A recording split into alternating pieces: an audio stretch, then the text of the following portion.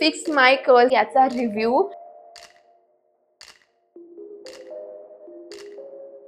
हा आहे final look. माझे केस जास्त स्मूथ वाटत आहे आता, मला खूप आवडत आहे माझे केस।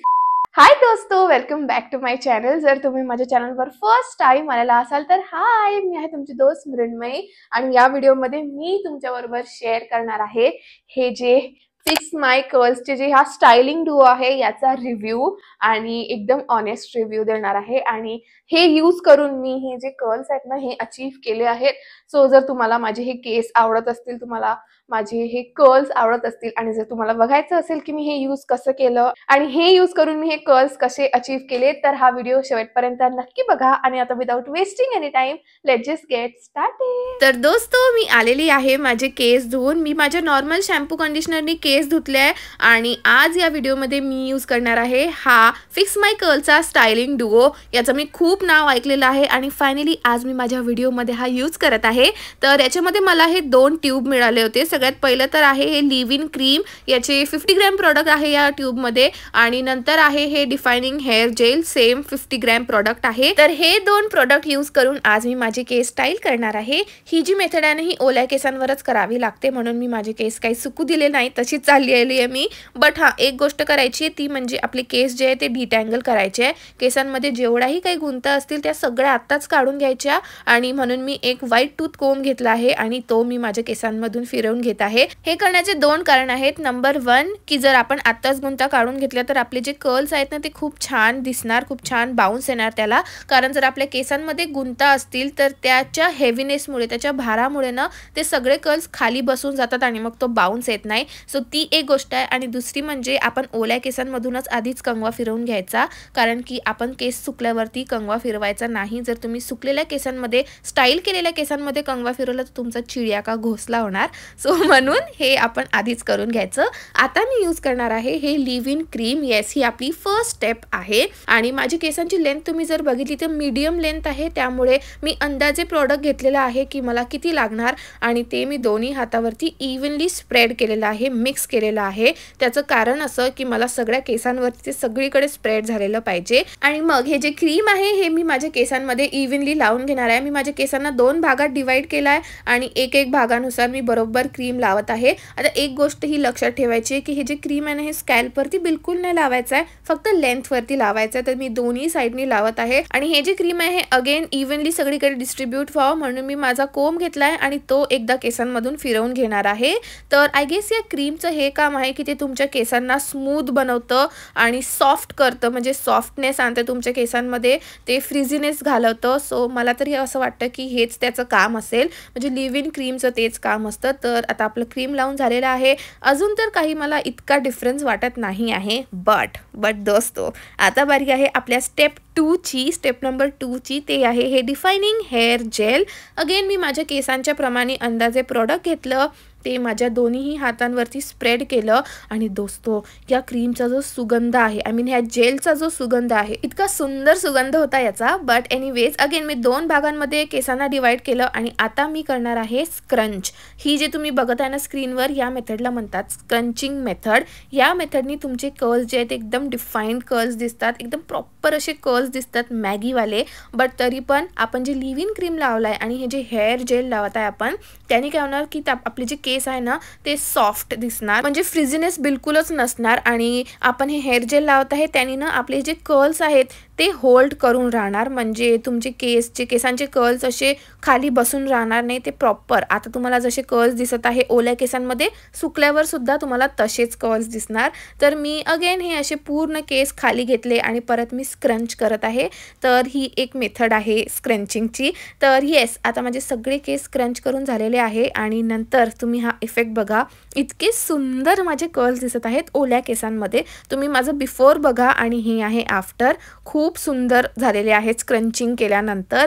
आणि आता आपल्याला ह्या केसांना जे आहे, म्हणजे हे हेअर जेल आणि हेअर क्रीम लावलेलं आहे आपण लिव्ह इन क्रीम, बट आता आपल्याला ह्या केसांना एअर ड्राय होऊ द्यायचं आहे। मी याच्यावरती बिलकुल कुठलंही ब्लो ड्राय नाही यूज केलं, ड्रायर नाही यूज केला आहे, बस एअर ड्राय होऊ द्यायचं आहे केसांना। आणि मला ना जास्त वेळ पण नाही लागत केस सुकायला, 1-1.5 तास लागतो, कारण की माझे केसांची लेंथ पण कमी आहे आणि थोडेसे माझे पतले पण आहे. बट 1-1.5 तासानंतर माझे केस असे दिसत होते.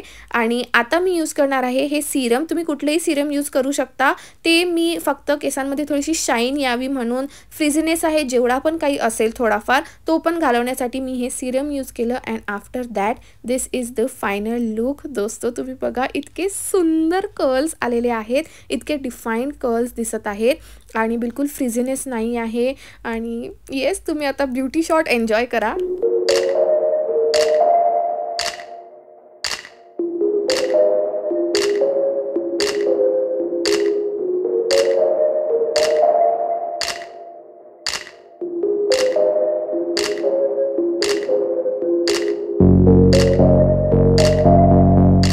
ओके दोस्तो, सो हा आहे फायनल लुक, फायनल रिझल्ट माझ्या केसांचा. ऑलमोस्ट ड्राय झालेले आहेत, पूर्ण सुकलेले नाही आहेत, थोडेसे डॅम्प आहेत. बट तरी पण आपण म्हणजे की जसं टेक्स्चर आहे त्यांचा कसा लुक आलेला आहे तो बघूच शकतो या केसांवरून. आणि खरं सांगते, मला खूप आवडत आहे माझे केस.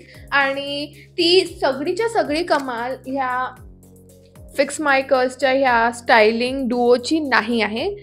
जर मी ऑनेस्टली तुम्हाला रिव्ह्यू द्यायचं जर केलं तर हे बा, खरोखर सांगते, माझे केस खूप जास्त सॉफ्ट मला फील होत आहेत. जो हेअर जेल आहे ना, त्याने काय होतं, जेव्हा तुम्ही हा जेल घेऊन तुम्ही असे केस तुमच्या हाताने स्क्रंच करता, तुम्हाला फील होतं की ते तुमचे जे कर्ल्स आहेत ते होल्ड करत आहेत. थोडंफार त्याच्यामध्ये असं रफवाला किंवा थोडंसं असं हार्डनिंगवाला इफेक्ट येतो. बट तुम्ही जर हे लिव्ह इन क्रीम त्याच्या आधी लावलेलं असेल तर तुमचे केसांना जास्त काही फरक पडणार नाही त्यांनी. म्हणजे जास्त असे कडक कडक वाटणार नाही, छान स्मूथ वाटणार, जसे आता माझे वाटत आहे. म्हणजे हात लावून पण खूप छान केस वाटत आहेत. आणि शाईन तर तुम्ही बघूच शकता, इतकी मस्त शाईन आलेली आहे.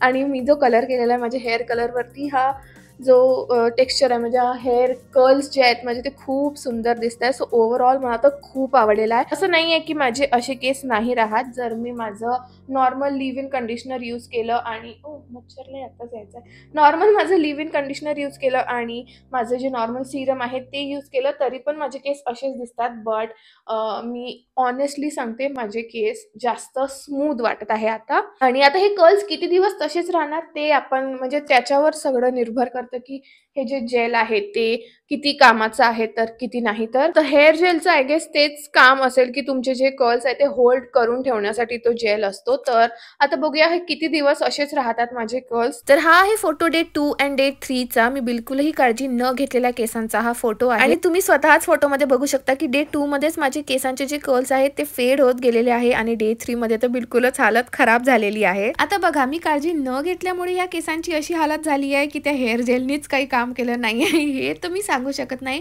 बट मला असं वाटतंय की जर तुम्ही हेअर जेल यूज करत आहात तर त्याचा थोडंसं तरी 1-2 दिवस तरी इफेक्ट दिसायला पाहिजे, जो याच्यामध्ये नाही दिसलाय. कारण मी हेअर जेल नाहीही लावलं ना तरी पण माझी केसांची हालत अशीच होते. सो हेअर जेल लावून तर मला इतका काही फरक दिसत नाही आहे. पण मी या हेअर जेलला 5 आउट ऑफ 10 रेटिंग देणार. आणि लिव्ह इन क्रीमसाठी काय आहे माझं म्हणणं ते तुम्ही आता पुढे बघा. आता आपण मेन तर बात आहे या प्रोडक्ट्सची. तर येस, मला असं वाटतं की हे लिव्ह इन क्रीमनी तर खूप छान काम केलंय. म्हणजे माझे केस खूप सॉफ्ट वाटत आहेत मला आणि असे फ्रिझी पण नाही झाले आहेत. तुम्ही बघू शकता, बिलकुल फ्रिझी नाही आहे, छान कर्ल्स आलेले आहेत. सो लिव्ह इन क्रीमचा तर खूप छान उपयोग झालेला आहे. आणि हेअर जेलचं मी तुम्हाला 2-3 दिवसात अजून सांगेलच. बट आता जर मी तुम्हाला सांगायचं झालं तर आता पण त्यांनी खूप छान काम केलंय. म्हणजे माझे कर्ल्स जे आहेत ते असे खाली असे नाही गेलेले आहेत. कारण की काय होत असते, आपले जे केस असतात ना ते थोडे हेवी असतात तर त्यांनी असे कर्ल्स येत नाही प्रॉपर. तर हे काय करतं, होल्ड करून ठेवतं. तर माझे पण कर्ल्स त्यांनी होल्ड करून ठेवलाय अजूनपर्यंत, म्हणजे आताच केले आहे मी. बट स्टील छान असा बाउन्स आलेला आहे.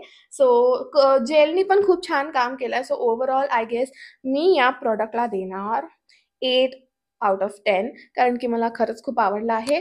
प्राइसिंग वगैरे मी याची स्क्रीनवरती देऊन देणार. तसं या बॉक्सवरती तर त्यांनी दिलाय ₹520, पण मला 400 काहीमध्ये पडलं. Amazonवरून मी घेतलं होतं. तर मी लिंक डिस्क्रिप्शनमध्ये देऊन देणार. सो तुम्ही ते चेक करू शकता, जर तुम्हाला पाहिजे असेल तर घेऊ शकता. तर येस, ओव्हरऑल मला तर हे प्रोडक्ट आवडलेलं आहे आणि येस, आय विल रेकमेंड की तुम्ही पण हे नक्की ट्राय करायला पाहिजे. जर तुमचे वेव्ही असतील, फ्रिझी केस असतील तर तुम्ही एकदा हे नक्की ट्राय करायला पाहिजे. ही टेक्निक पण ट्राय करायला पाहिजे, ही मेथड ट्राय करायला पाहिजे आणि हे प्रोडक्ट्स पण एकदा तरी ट्राय करायलाच पाहिजे. And yes, I guess that's it for today's video. I hope तुम्हाला माझा व्हिडिओ आवडला असेल. हा व्हिडिओ तुम्हाला थोडासा इन्फॉर्मेटिव्ह वाटला असेल आणि तुमची थोडीशी हेल्प झाली असेल.